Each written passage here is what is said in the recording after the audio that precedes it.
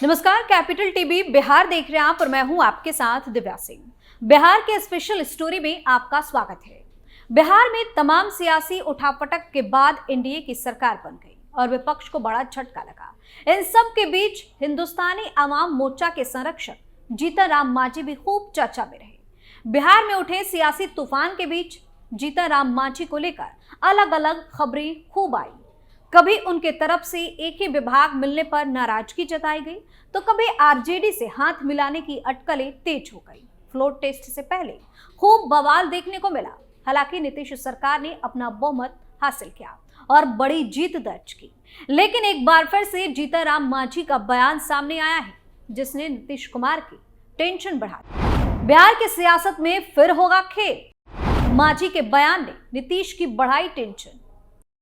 फिर उठाई मांझी ने मंत्री बनाने की मांग। आरजेडी को लेकर किया बड़ा खुलासा। जीतन राम मांझी ने नीतीश कुमार को लेकर फिर बड़ा बयान दिया है।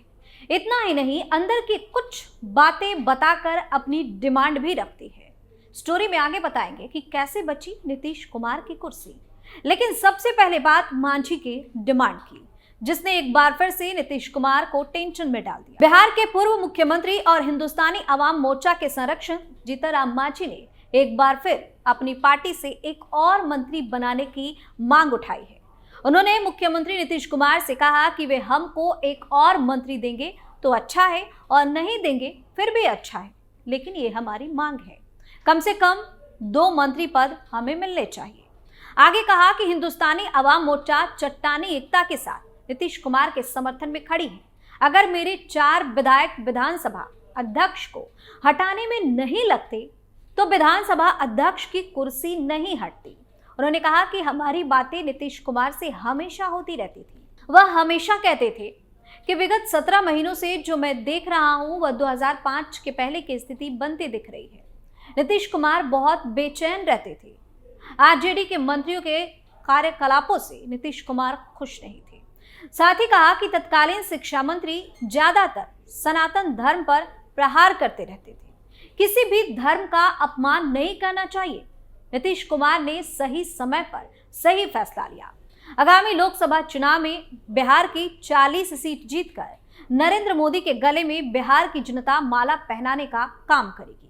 उन्होंने कहा कि आगामी 23 फरवरी को बापू सभागार में हिंदुस्तानी अवाम मोर्चा के राज्य स्तरीय सम्मेलन का आयोजन किया गया है, जिसमें बूथ स्तर से लेकर जिला स्तर के कार्यकर्ता शामिल होंगे। इस मौके पर हम पार्टी के टिकारी के विधायक अनिल कुमार ने कहा कि लोकसभा चुनाव में जहां जहां एनडीए के उम्मीदवार रहेंगे वहां मजबूती से हिंदुस्तानी अवाम मोर्चा उन प्रत्याशियों की मदद करेगी। उन्होंने कहा कि संगठन के बल पर ही कोई भी सरकार काम करती है। हमारा संगठन भी बूथ स्तर पर मौजूद है। तो एक तरफ जीतन राम मांझी ने एनडीए के साथ मजबूती से होने की बात कही, वहीं अंदर की बात बोलने के साथ ही अपनी डिमांड भी रखती है।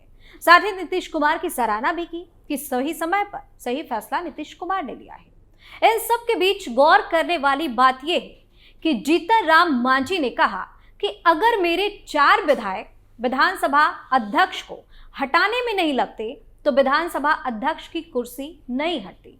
मतलब साफ है, जीतन राम मांझी ये बताना चाहते हैं कि उनकी ही पार्टी ने ये कमाल कर दिखाया है, जो बहुत ज्यादा मुश्किल था।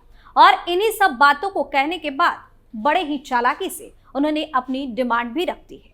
खैर, देखने वाली बात होगी कि नीतीश कुमार इस पर अब क्या जवाब देते हैं। एक तरफ जीतन राम मांझी अपनी पार्टी को श्रेय देने में लगे हुए हैं कि उनकी बदौलत सरकार बच गई, तो दूसरी तरफ ये भी जानना जरूरी है कि फ्लोर टेस्ट से पहले मचे बवाल के बीच कैसे बची नीतीश कुमार की कुर्सी और इसके लिए किन किन नेताओं ने फेविकॉल का काम किया है।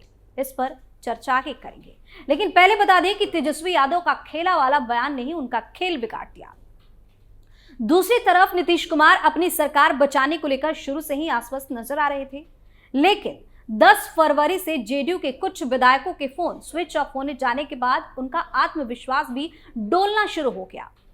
ऐसे समय में केंद्रीय मंत्री नित्यानंद राय और बिहार बीजेपी के कुछ बड़े नेताओं ने मोर्चा संभाला।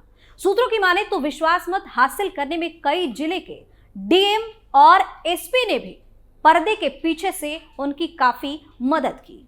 नित्यानंद राय दिल्ली से पटना शिफ्ट हो गए और कई प्लान पर काम करना शुरू कर दिया। बिहार के पूर्व मुख्यमंत्री और हम के सर्वेसर्वा जीतनराम मांझी पर लालू यादव की नजर थी। इस बात की जानकारी राय को पहले से ही थी, इसलिए राय लगातार जीतनराम मांझी से संपर्क में रह रहे थे और राय ने प्लान बी पर बिहार के दोनों डिप्टी सीएम सम्राट चौधरी और विजय सिन्हा को लगा दिया था। कहा तो यह भी जा रहा है कि एनडीए नेताओं ने आरजेडी के वैसे विधायकों की लिस्ट भी बनाई जो बालू, गिट्टी और अन्य गैर कानूनी गतिविधियों में पिछले कई सालों से लगे हुए और उन पर जांच एजेंसियों की नजर थी। ऐसे नेताओं को पाले में लाने की जिम्मेदारी सम्राट चौधरी और विजय सिन्हा को सौंपी गई। दूसरी तरफ नीतीश कुमार की विदाई का प्लान लालू यादव और तेजस्वी यादव अपने करीबियों के जरिए अंजाम देने में लगे हुए थे। सूत्रों की माने तो बिहार में सत्ता परिवर्तन के बाद तेजस्वी यादव कम ही अपने फोन का इस्तेमाल कर रहे थे। तेजस्वी यादव का विधायकों से बात करना हो या गठबंधन दलों के नेताओं से संपर्क करना या निर्देश देना, ये सारे काम अपने करीबी संजय यादव या किसी अन्य करीबियों के फोन से करते थे। केंद्रीय गृह राज्य मंत्री नित्यानंद राय को इस बात की जानकारी थी कि पूरा प्लान तैयार किया जा रहा है। ऐसे में नित्यानंद राय ने नीतीश कुमार को इस बारे में जानकारी दी तो नीतीश कुमार बोले, अरे बिहार में कुछ नहीं होने वाला, काहे के लिए आप लोग परेशान हो रहे हैं। सूत्रों की माने तो तेजस्वी यादव अगर बयान नहीं दिए हुए होते तो बिहार में खेला होने वाला है। आज बिहार की राजनीति बदली हुई नजर आती। हालांकि नीतीश सरकार तो बच गई, लेकिन बिहार के पूर्व मुख्यमंत्री जीतनराम मांझी की हम पार्टी के 4 विधायकों ने एनडीए नेताओं की सांसें पूरी तरह से फुला कर रख दी थी। मांझी का मोबाइल कभी ऑफ हो जाता तो कभी व्यस्त बताता। एनडीए नेताओं का रात में मांझी से संपर्क टूट गया था। मांझी के आवाज पर फोन करने पर पता चला कि वह सोने चले गए, लेकिन राय को मांझी के फोन ऑफ होने से चिंताएं बढ़ने लगी थी। देर रात नित्यानंद राय खुद मांझी की आवाज पर पहुंच गए और कहा तो यह भी जा रहा है कि इस दौरान नित्यानंद राय को वहां मौजूद गार्ड ने रोक दिया था। ऐसे में राय ने कहा कि मैं नित्यानंद राय हूं, दरवाजा खोलो। इसके बाद वहां मौजूद गार्ड ने दरवाजा खोला और मांझी से उनकी मुलाकात करवाई और सभी आशंकाओं को खत्म किया गया। दूसरी तरफ प्लान सी के तहत विजय सिन्हा के आवाज पर पटना, लखीसराय, नवादा और बेगूसराय के कुछ आरजेडी विधायकों के परिवार वालों से संपर्क साधा गया। इस बीच बीजेपी के एक टीम आनंद मोहन और उनकी पत्नी लवली आनंद से संपर्क करने लगी। आनंद मोहन के विधायक बेटे की गुमशुदगी की रिपोर्ट लिखवाने के लिए उनको तैयार किया गया। फिर देर रात पटना में चेतन आनंद की गुमशुदगी की रिपोर्ट लिखवाई गई और रात को तेजस्वी यादव के आवाज से चेतन आनंद को बाहर निकाला गया। कुल मिलाकर बीजेपी ने इस बार नीतीश कुमार को न केवल समर्थन दिया बल्कि फेविकॉल बनकर सीएम की कुर्सी बचा दी।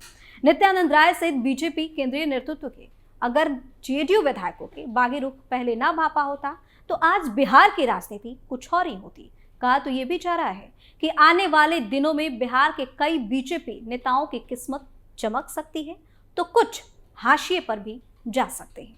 बिहार के स्पेशल स्टोरी में फिलहाल के लिए इतना ही। आप अपनी राय हमें कमेंट करके जरूर बताएं और देखते रहिए कैपिटल टीवी बिहार। नमस्कार।